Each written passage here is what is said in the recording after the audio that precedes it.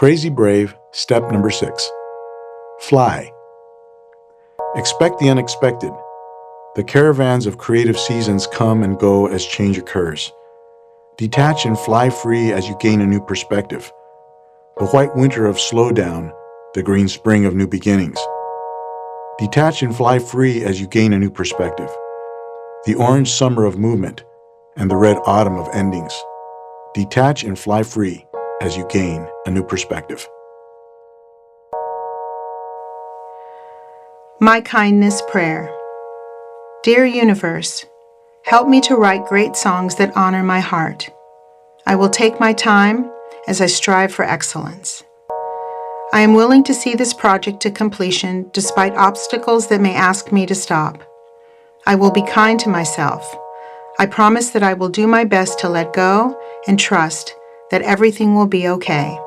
Thank you. The chorus returned, letting go and trusting. If you were flying on an airplane and able to look down on the fabric of your life from high above, you might notice recurring life themes, cyclical patterns, and the same motifs returning again to mark the decades of lessons learned.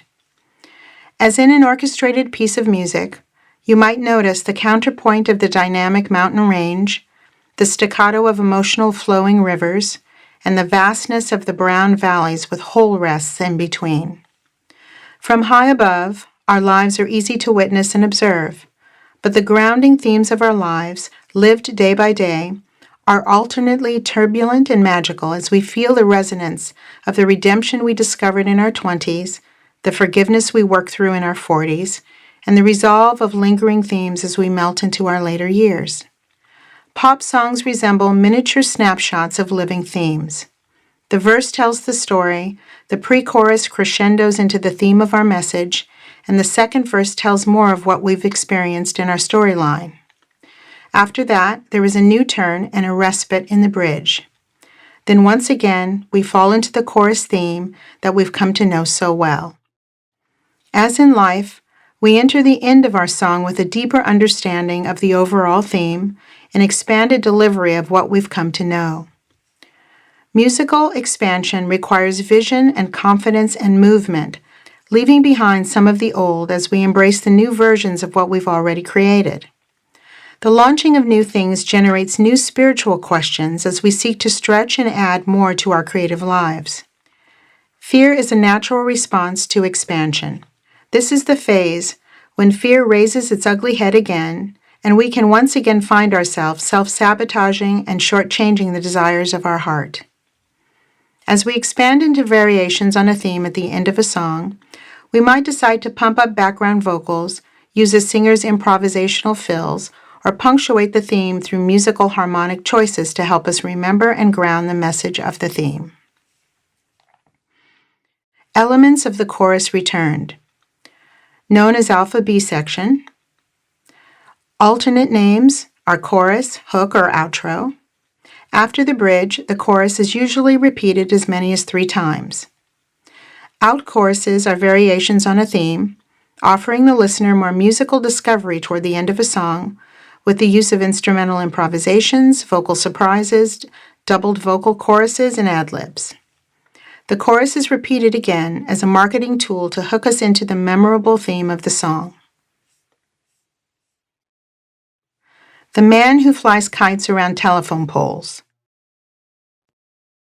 I moved into a new house, and one of the first things I noticed were layers of thin strings draped above my roof, dangling from tree to tree. They were hung over the top of the house, across the driveway, and through our neighbor's yard. I couldn't understand where they were coming from until I saw a middle-aged man flying a kite in the middle of the street. Now, it's a ridiculous proposition to fly a kite in my neighborhood. There are power lines every few feet, 6-story-high ficus trees, and apartment buildings stacked on top of each other. The protective homeowner side of me was a little bothered by the mess this weirdo was creating. Doesn't he have anything better to do?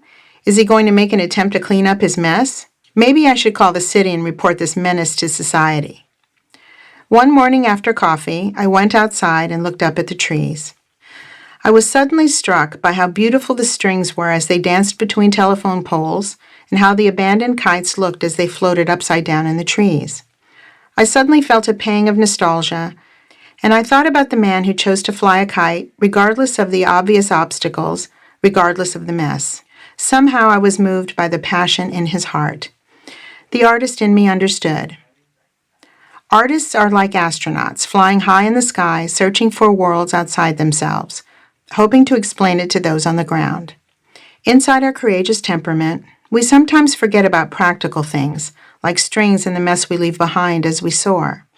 Our nature is to get caught up in inspiration first and consider everything else later.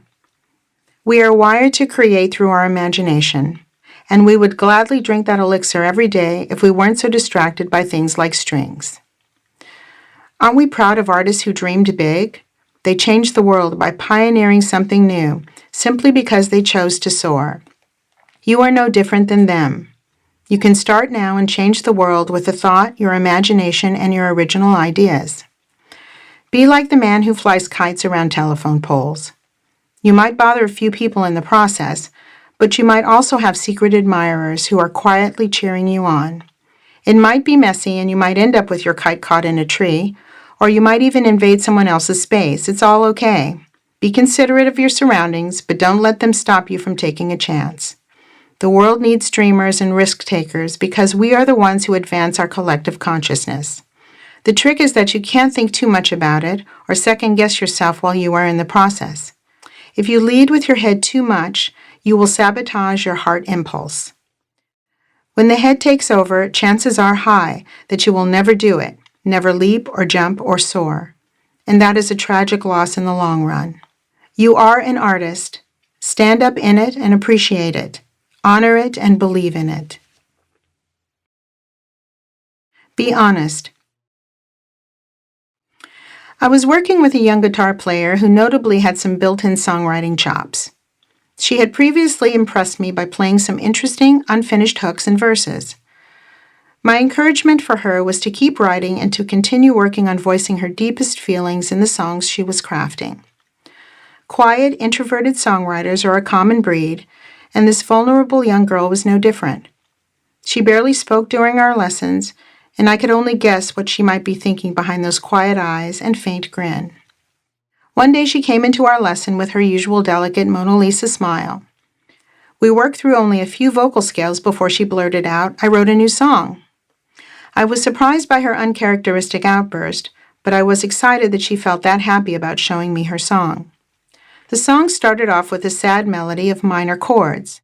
Very pretty, I thought, and not surprising for the deep thinker that she is. As she moved into the body of the song, I concentrated on listening to the meaning of the words. The chorus lyric was talking about something that was weighing her down, something that held her back, and some painful experience. At the end of the song, she glanced to the side and flashed that smile, obviously very proud of her new idea. "So what's the secret?" I asked. "What's weighing you down?" Her shoulders went up to her ears, and she simply shook her head like she didn't have a clue. I probed deeper. "Is this a song about you? Or maybe someone else?" No answer, more shrugging. I gave her some time to probe deeper because I tend to be relentless about the integrity of lyrical song content. A long, empty pause filled the room. I waited. Then her eyes began to well up, and I knew I had hit a chord. She quietly told me that 2 of her dearest friends had moved away, and one friend had even moved to another country. And there it was, a feeling of loss. That was her secret. Together we revisited the chorus content and talked about the words that would reflect her real feeling about the loss she felt. It was only after the discussion that greater colors and imagery began forming. From this new information, we crafted new melody lines and added some needed lyric. The song felt much stronger in the end. Our commitment to the process of songwriting is always to be honest with ourselves within the music that we craft. Honesty, true authenticity, requires a lot from us spiritually and subconsciously.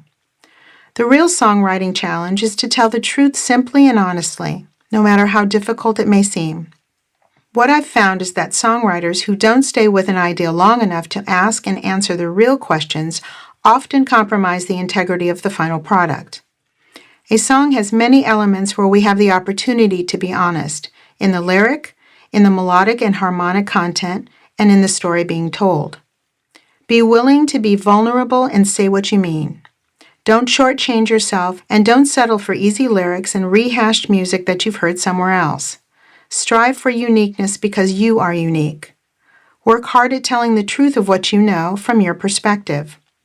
Honesty is a bankable commodity in the music industry, and what authentically flows from you will have a greater chance of resonating with a larger audience. Be willing to be risky. I promise that it will all be okay. Apathetic appetites. For several years, my husband and I hosted song circles at our recording studio. Each month, a group of musicians interested in the craft of songwriting would come together to share. We arranged for guest speakers to attend, gave each other's tips for improvement, and took the time to listen to new material. After sitting in on the monthly meetings for 6 months, I began to understand the dilemma I was witnessing. Month after month, songwriters would show their songs to the group, and as I listened and got to know the songwriters, I could hear a pervasive sense of fear, lack of confidence, and apathy in the songs they were writing. There are lots of reasons songwriters don't progress in their art, and one of the real culprits is apathy. Apathy is the lack of interest and enthusiasm, where motivation takes a back seat and where the gears in your creative car feel like they are stuck in neutral. Apathy is primarily a suppressive response when people feel they don't have the level of skill to step up to a specific challenge, or they may not view that there is any challenge at all. This is not to be confused with the feeling of indifference, however, where there is no artistic yet moving energy behind the emotion. Apathy can certainly turn into indifference over time, but when I see natural artistic passion compromised, I suspect that underneath there is trouble brewing and a lack of understanding about how to come to terms with the thing they want. The act of songwriting will ask you to confront a whole host of internal challenges. You will be confronted with old disturbing memories, life events of happiness, sadness, or upheaval, a need to study and research musical styles, forms, and theory, a real fear of being told that your song is not good enough, personal distractions, other people's non-constructive criticism, feelings of vulnerability and visibility, an unwillingness to change, sacrifice, or move out of your comfort zone. One of my students told me a story that explains the challenges so perfectly. When her 4th grade science project was fully created after weeks of effort, her mother mistakenly dropped it, shattering it into a million pieces on the morning it was due. To this day, finishing a creative project for her is difficult. Armed with this awareness, she can now soothe her creative self by recognizing the fear for what it is and embracing her younger ideals. Artistic movement is supported by awareness, by acknowledging the existence of pain and finding a way to deal with the fear it produces. Art allows the creative person to revisit old wounds, confront sensitive areas, and let the light in through the window. That is why it is a healing endeavor, bringing us to the insides of ourselves. The best way to confront the walls of apathy is to set a crazy brave course of action. Begin the process by setting some soft goals for yourself. Soft goal setting confronts apathetic feelings, and when the walls go up, you get a chance to confront your inner artist and ask the hard questions. It gives you a chance to identify whatever it is that is hindering your progress. Each step along the way, from spark to return, your art will challenge you to move to a deeper place of understanding. Your willingness to persevere is directly related to your willingness to ask the hard questions so that you can grow. The Jerry Lewis Telethon Lesson. I was offered a really cool gig to sing at the Jerry Lewis Telethon some years ago. When my manager called me, my first reaction was paralyzing fear. I had never considered the thought of being on TV, and it scared me to death. My first response was to make up a bunch of stories, all designed to back away from the scary thought that I could possibly embarrass myself on national television. Why aren't they going to pay my expenses to get there? You mean I have to pay for my own hotel room? Why are they putting me on at 4 o'clock in the morning? No one's ever going to see me on TV at 4 o'clock in the morning. The minute I turned down the gig, there was an immediate relief because the pressure was off. But for every action, there is an equal and opposite reaction. Over the years, the negative consequence of not stepping up to the plate of opportunity left me feeling regretful. I will always remember that I failed to believe in myself, and more important, I failed to trust that there was a greater intelligence moving me toward a bigger thing. I had worked hard to get to a place where opportunity would knock, and when it did, I sent it away because I didn't feel ready. My guess is that there are thousands of people walking around who have been called to engage in something wonderfully artistic, to write a song or screenplay, apply for that dream job, to start a new business, but halt any forward progress because they are simply afraid and emotionally unprepared. Music's highest function is to heal, enlighten, soothe, and uplift others. In turn, music seeks to heal, enlighten, soothe, and uplift the spirit of the songwriter who has sacrificed something to birth a new song into a troubled world. Here's what I've learned about creative energy and the power of legacy. Creative energy is a powerful catalyst for changing the world. As you get better at your art, there will be people that will naturally be drawn to you. Managers want to align themselves with your talent. You receive offers to go here and enticements to go there. Some of these people will make wonderful collaborators, but others have been specifically placed in your path as learning examples of what not to do the next time you step out. Be contemplative and use your powerful instinct, prayer, and evaluation to determine whom to collaborate with as you decide what to do next. You must take care of your spirit, your body, and your emotional state. For most artists, you must find a way to retreat and develop a discipline of practice for self-renewal, restoration, and self-understanding. Our families may not understand, our children may not understand, and our industry networking collaborations may not understand. Despite these pressures, your creative energy is about coming home to yourself over and over again and laying out some boundaries, some form and structure around your dreams. You cannot use substances to keep going, medicate, or dull the onslaught of creative energy. As you engage in your art more, you will find that your body, mind, and soul will ask you to step up your game. In other words, you might find that McDonald's burgers don't agree with you anymore, that pot just makes you sleepy, that dairy makes your stomach churn, and that drinking alcohol doesn't have the same effect on you that it once did. Your spiritual being and your body know that a change has come, and perhaps your mind has to catch up with this new reality. Your whole collective being is coming together to subtly ask you to handle your business and prepare for what is coming. Listen to what your body tells you and step up to the plate so that you can be available. Over time, your artistic giftedness will become stronger, making you a commodity on the open market. Love will expand out before you, requiring you to step out of your comfort zone and be of service on a greater playing field. It takes a lot of grace, courage, and action to admit how you feel and to trust in the process of creative challenges. So next time you feel scared about something that has energy in it and makes your stomach happy with anxious excitement, rise above the situation, close your eyes, and turn your face toward the sun. If it doesn't work out, then your crazy brave muscle just got a little stronger, and you'll be able to more easily flex your muscles another time in the future. The Critic Connoisseur. You have answered the call to write songs, sing, and perform, and you have begun working hard on your skills.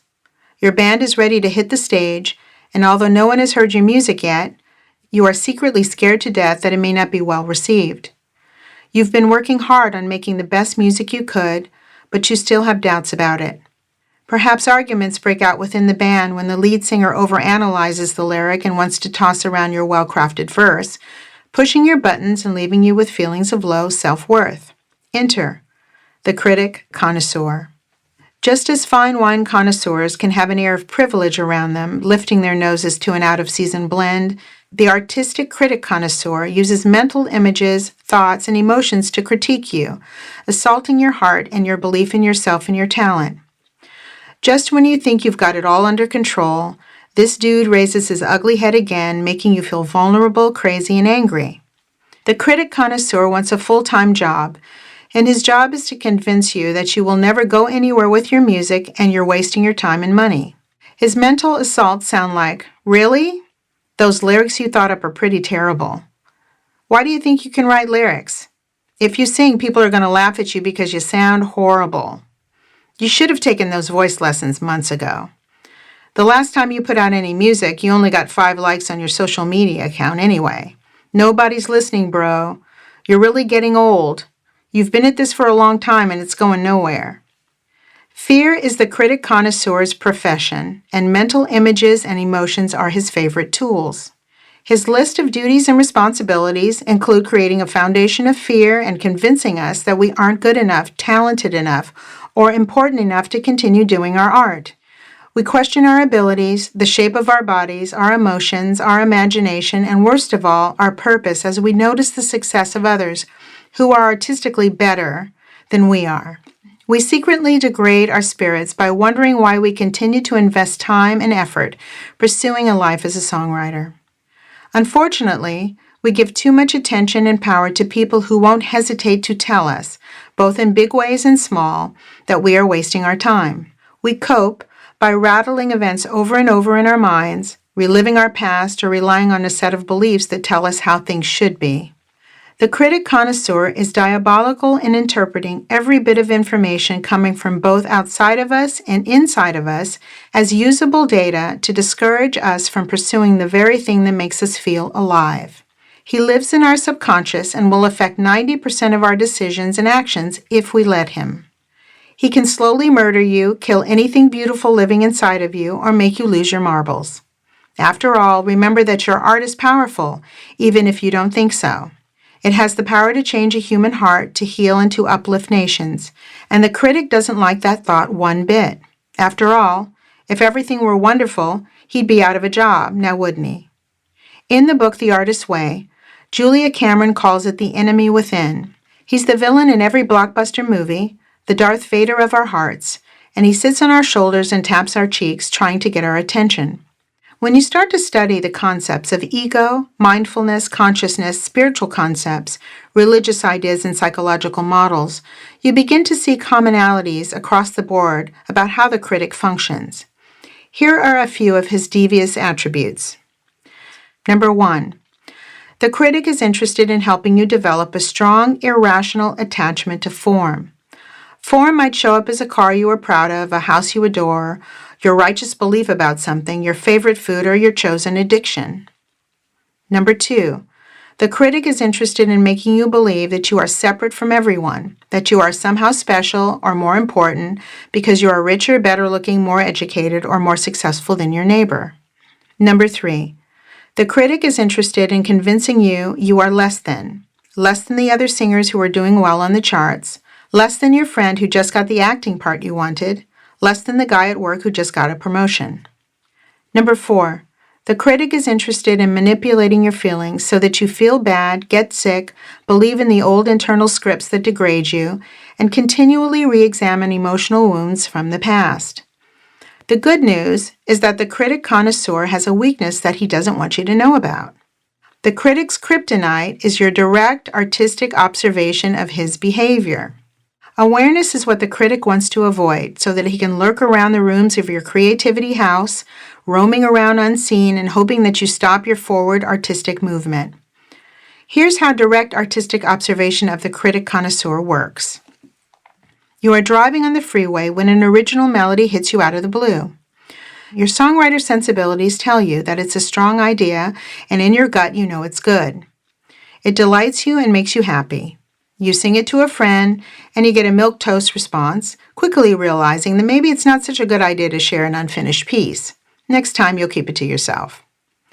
When you sit down at your piano later that evening, you attempt to flesh out more of the melody, but nothing seems good, and so you spend some time with your family and get a good night's sleep instead. At work the next day, the song plays in your head all day long. In your car at lunchtime, you belt out the melody so that you can hear it outside of your own body, and it still feels good.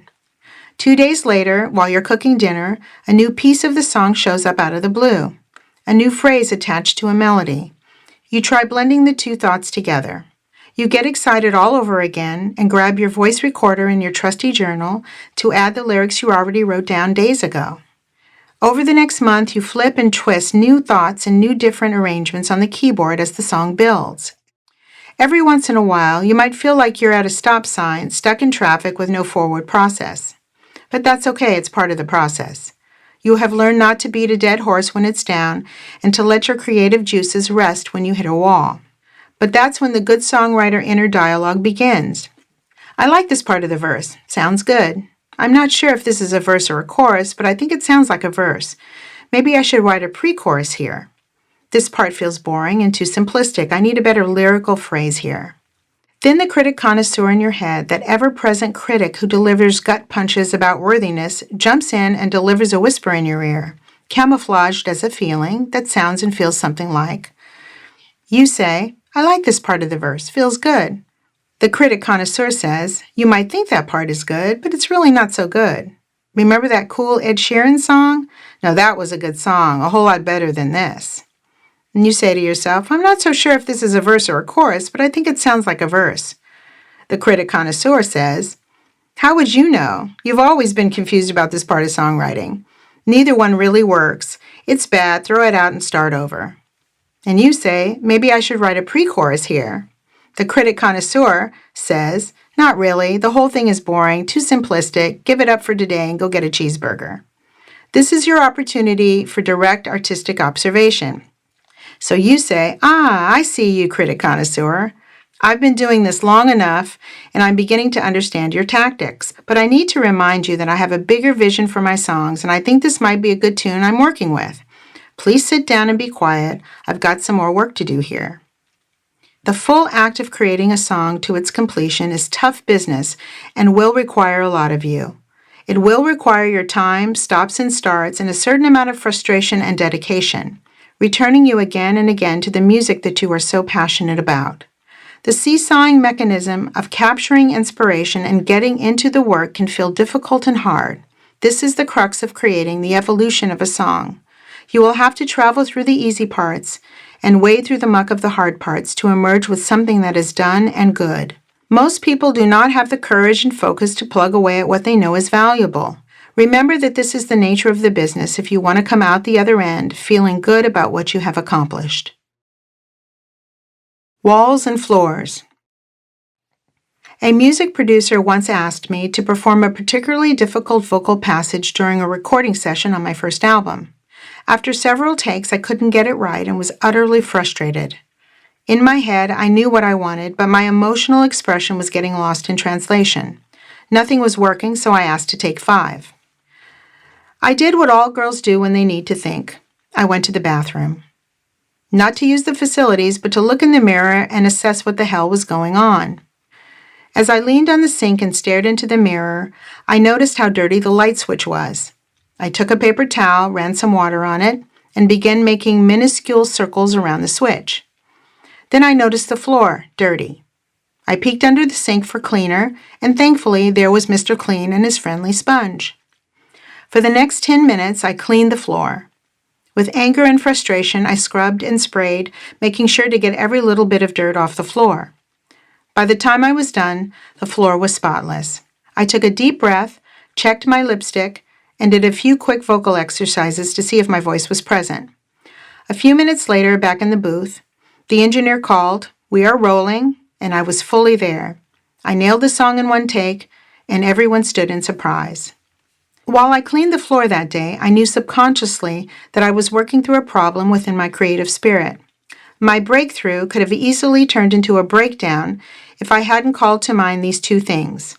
Number 1, I had declared to friends and family that I was in the process of completing my first original album. And number 2, I had paid a huge chunk of money for studio time, and a bunch of really great people were waiting patiently for me to come out of the bathroom.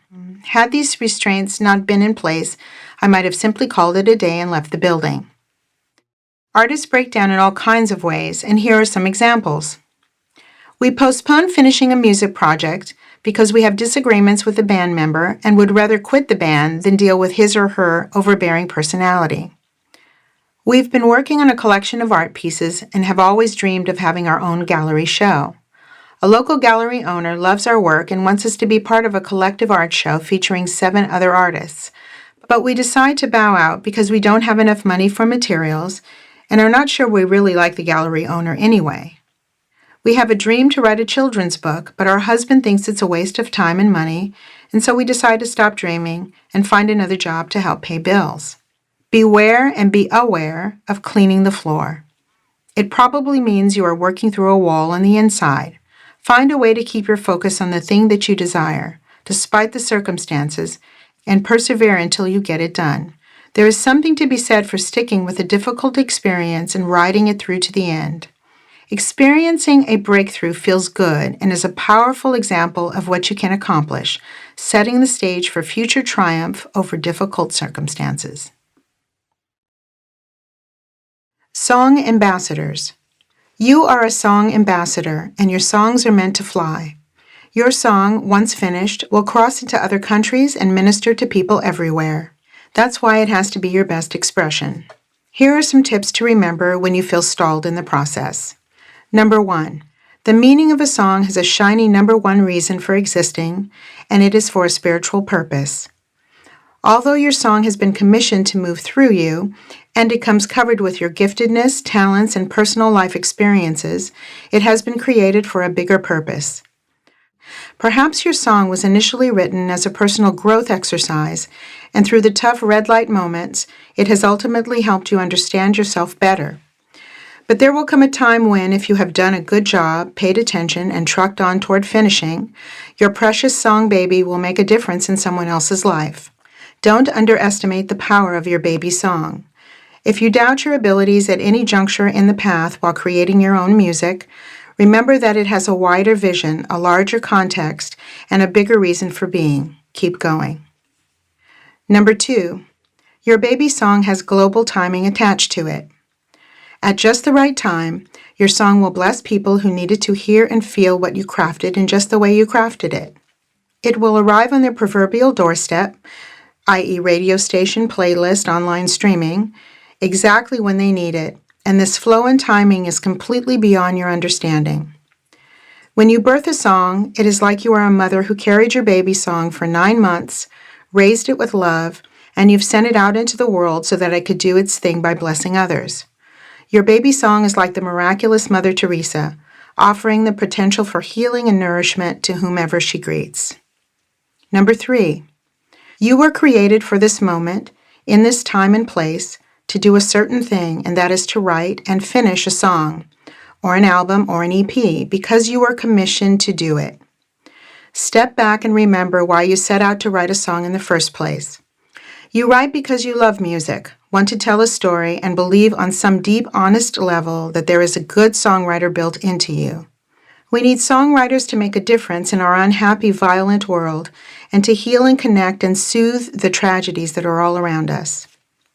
Step up and do the job you were commissioned to do. Trust the music inside of you and know that you are loved and worthy. The Songwriter's Anthem. Say this crazy brave anthem to yourself out loud. Let the meaning of each line sink into your spirit and really feel the weight of importance as you speak. Pull this out often and recite these words for a greater sense of inner happiness and affirmation for what you love to do. Repeat after me. I write songs for me. I write songs because it makes me happy. I write songs because it makes me feel good. I write songs to be of service to others.